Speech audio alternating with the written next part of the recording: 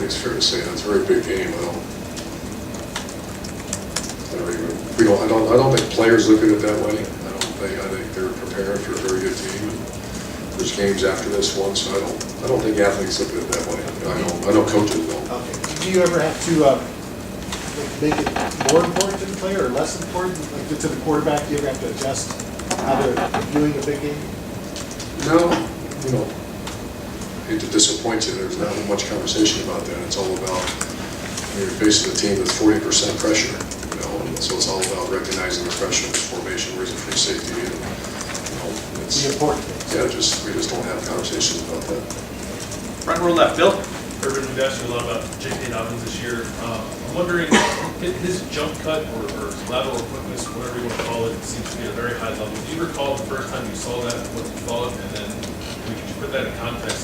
Yeah, it was a little bit unknown because it was, if you remember, he missed his senior year, so we didn't know what we were dealing with. And then he was a little bit slow, like typical freshman in spring practice, but then August training camp, you really started to see some of those. And lateral movement jump cut's the correct term, and that's a great running back. Zeke has an incredible jump cut, and that's to be able to go full speed in the lateral movement. And that's zone team, zone runners, which Mike Levin's very good at it too. Those are the things we look for in recruiting.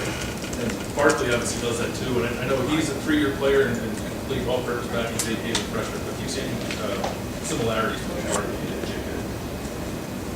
Sure, I think the one thing that makes Barkley so good, obviously great running back, great vision, great speed, strength, but his ability to catch the ball, and J.K. is very good with his hands. He seems to be, I could use him in the return game as well. We don't because we have parents, but he's got a skill set that can do a lot of things.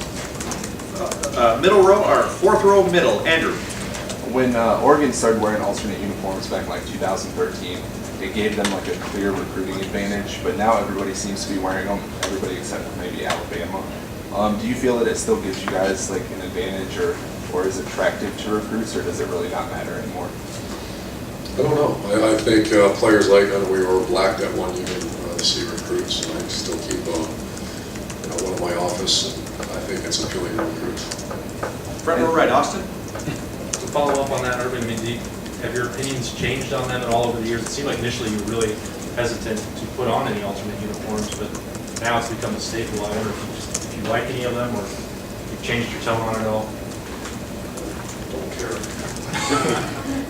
I think, I'm an Ohio State fan since I could stand up, so I love the scarlet and gray. I do. I think every once in a while it looks pretty cool out there to see some of those helmets. I've got saved the ones we won, and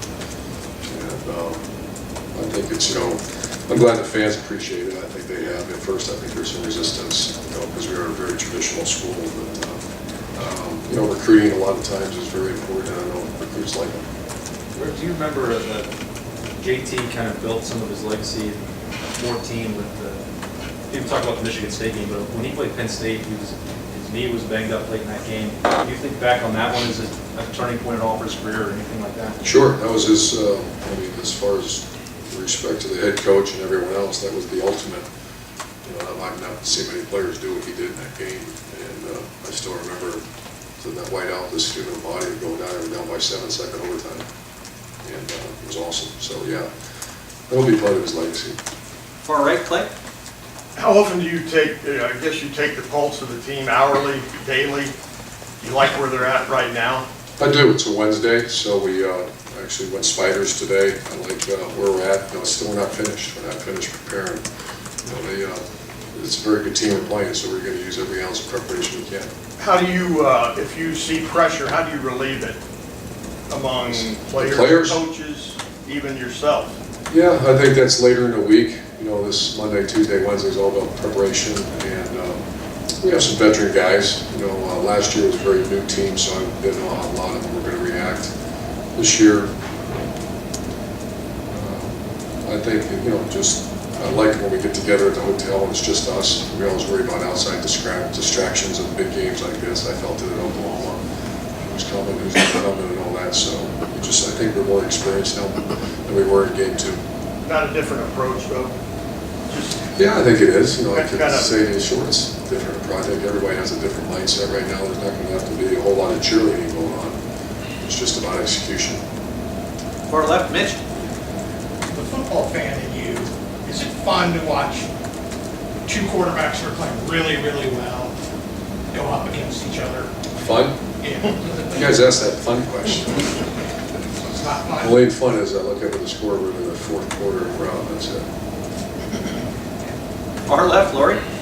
Coach, it's clear from what you told Tony that it's not necessarily fun of mind making, but your best players, do you see something different from them during a big week? Absolutely. Or is it the thing that makes them great that they never change?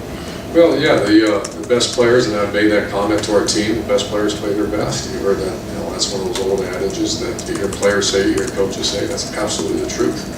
You're a bully if you beat up on the guys that, you're better than, and you're a great player if you play your best in those games. And you think back to, there's been some great examples of that around here.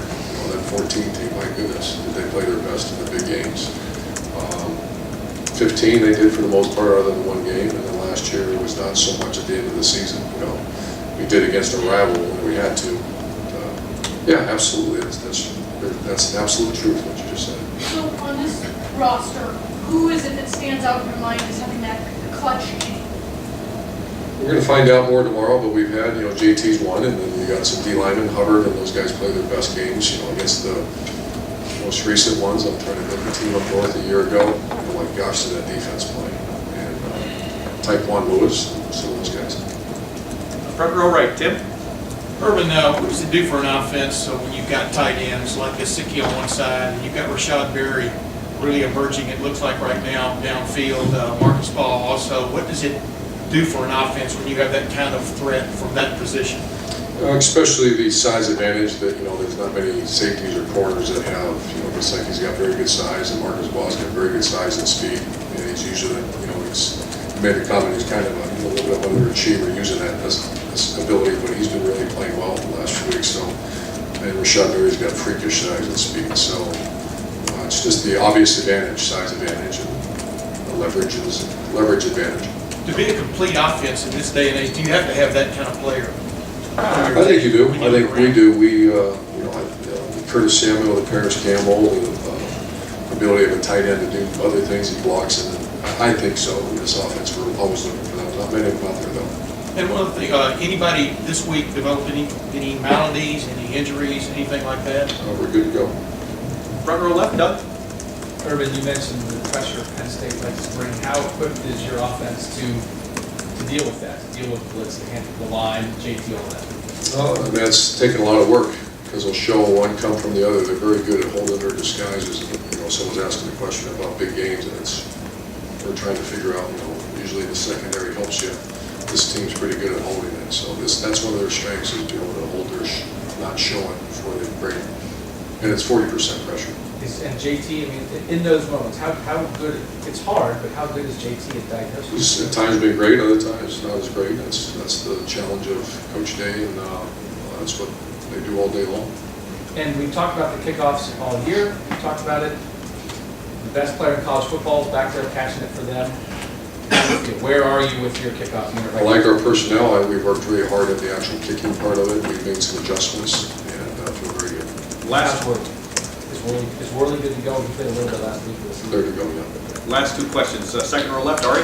Urban, when you look at, just in the name of everybody in the offense, how people share how well they play, when you look at the film over the course of the past month, can you put into context how different this offense looks as a whole to you? I mean, is there a clear difference when you, I don't even know if you go back and watch the Oklahoma game or anymore, but like in the last 5 weeks, do you see a clear difference?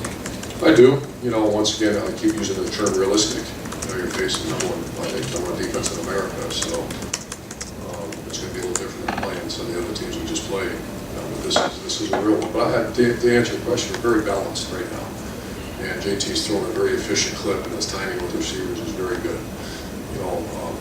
Losing Brandon Bowen was a little bit of a thump to us, but Demetrius Knox would have played well. I think that, these kind of games, again, it's going to have to be somewhat methodical. And that means because teams don't usually get the big hits that we've been getting. So you got to be very methodical and move the ball down the field. I think one of the major goals that this team always has is to be playing the best football come November. It's the end of the month.